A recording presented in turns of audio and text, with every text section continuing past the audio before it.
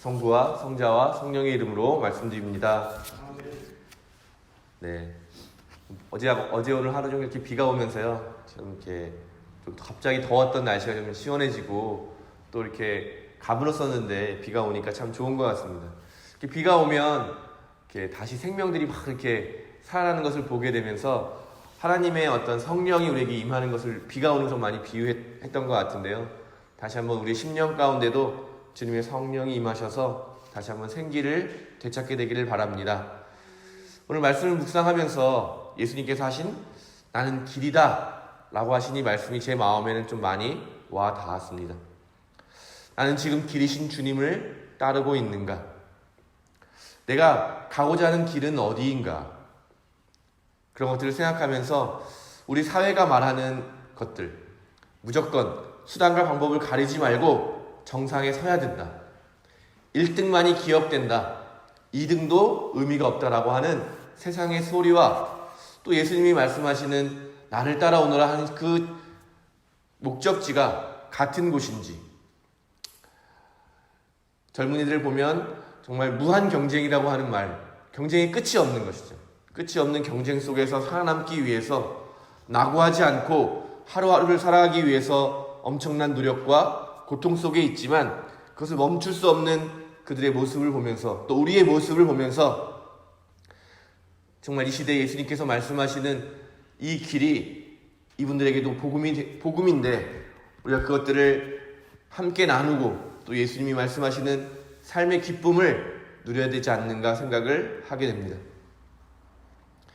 오늘 예수님과 대화를 나누는 제자들도 예수님과는 다르게 생각을 했던 것 같습니다.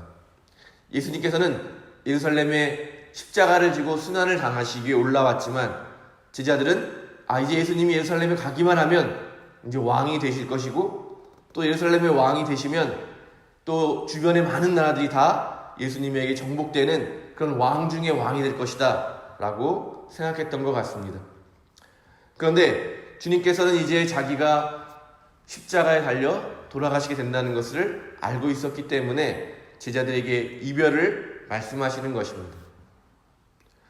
이제 곧 누리게 될 부귀영화가 다 사라져버리게 될 처지에 처한 제자들은 이 예수님의 이별 통보가 참으로 황당할 수밖에 없었던 것입니다.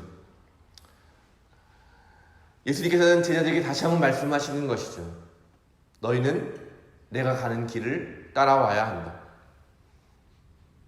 아버지가 계신 그 집으로 가는 나의 길을 너희는 함께 동참해라. 여기 앉아 계신 우리 교우님들도 마찬가지로 주님을 닮아가시는 분들인 줄 믿습니다. 예수님을 사랑하시고 또 예수님을 닮아가시는 여러분께 하나님께서는 예수님을 길로 만드셔서 자기에게 오는 그런 통로로 삼아주신 것입니다. 사도 바울로는 그래서 이렇게 이야기하고 있습니다. 여러분은 모두 믿음으로 그리스도 예수와 함께 삶으로써 하느님의 자녀가 되었습니다. 세례를 받아서 그리스도 안으로 들어간 여러분은 모두 그리스도를 옷 입듯이 입었습니다. 우린 이제 예수 그리스도 안에 들어가서 예수 그리스도를 옷 입는 것처럼 입고 예수 그리스도로 살아가는 사람들입니다. 또 필립피서 2장에 보면 바울로는 여러분은 그리스도 예수께서 지니셨던 마음을 여러분의 마음으로 간직하십시오. 그리스도 예수는 하나님과 본질이 같은 분이셨지만 굳이 하나님과 동등한 존재가 되려 하지 않으시고 오히려 당신의 것을 다 내어놓고 종의 신분을 취하셔서 우리와 똑같은 인간이 되셨습니다. 이렇게 인간의 모습으로 나타나 당신 자신을 낮추셔서 죽기까지, 아니 십자가에 달려서 죽기까지 순종하셨습니다. 그러므로 하느님께서도 그분을 높이 올리시고 모든 이름 위에 뛰어난 이름을 주셨습니다. 그래서 하늘과 땅 위와 땅 아래에 있는 모든 것이 예수의 이름을 받들어 무릎을 꿇고 모두가 입을 모아 예수 그리스도가 주님이시라 찬미하며 하느님 아버지를 찬양하게 되었습니다.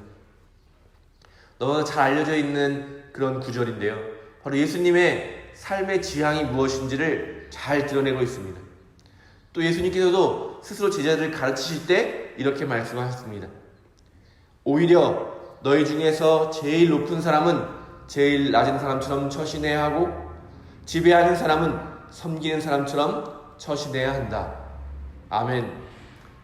사랑하는 교회 여러분, 예수님께서 우리에게 보여주시는 길은 저 높은 성공을 향해 달려가는 것이 아니라 저 높은 곳에서 가장 낮은 곳으로 임해서 사람들에게 생명을 전해주는 그런 생명의 길인 것입니다.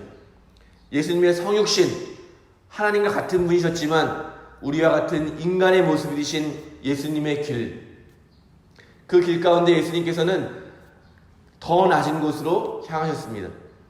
그래서 우리는 더 많이 소유하고 더 많이 가지라고 더 많이 채우고 더 많은 물질을 토대로 더 높은 곳에 이르라고 하지만 예수님께서는 반대로 더 많이 버리고 더 많이 비워내서 주님께로 더 가까이 나아가라고 말씀하고 계신 것입니다. 세상은 높은 곳에 가서 성공하라고 하지만 우리의 주님이신 예수님께서는 낮아지고 비워내서 마침내 생명을 가득 채우라고 말씀하고 있으십니다. 그때 무슨 일이 일어날까요? 우리가 우리 자신을 버리고 더 많이 비워내는 삶을 살게 될 때 어떤 일이 일어납니까? 마르코복음 6장을 보면 예수님께서는 군중들을 보시고 측은한 마음을 이렇게 측은하게 여기셨다 이렇게 표현되어 있는데요. 이 말의 원래 본문에 사용된 단어는 정말 창자가 끊어지는 것 같은 그런 고통을 느꼈다 이런 말입니다. 또 영어를 보면 compassion이라는 단어인데요. 고통을 함께 느꼈다. 그 수많은 군중들이 정말 배고프고 가난하고 병들고 의지할 것조차 하나 없는 그런 상태에 있는 것을 예수님은 정말 자신의 온 몸으로 함께 고통을 느끼셨다는 것입니다. 예수님의 낮아지심은 그 고통을 함께 느끼심으로 치유하기 위한 것이었습니다. 우리가 겪고 있는 모든 아픔들을 예수님께서 함께 고통을 당하셨습니다. 우리가 살아가야 될, 예수님을 따라가야 될 그 길은 바로 이처럼 공감하는 삶일 것입니다.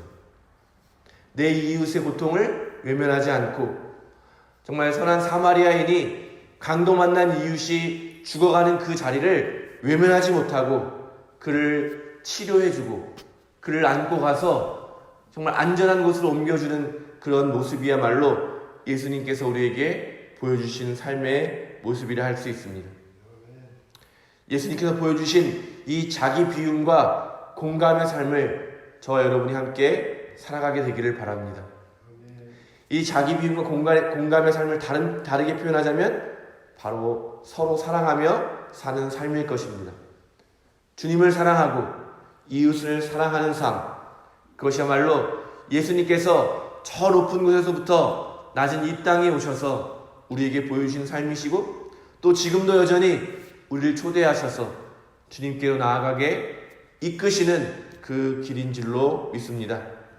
사랑하는 교회 여러분, 오늘도 또 이번 한 주 동안에도 그런 예수님을 따라서 더 많이 버리고 더 많이 비워내고 그 비워낸 자리에 하나님의 사랑을 충분히 채우시는 그런 여러분 되시기를 주님의 이름으로 축원합니다. 성부와 성자와 성령의 이름으로 말씀드렸습니다.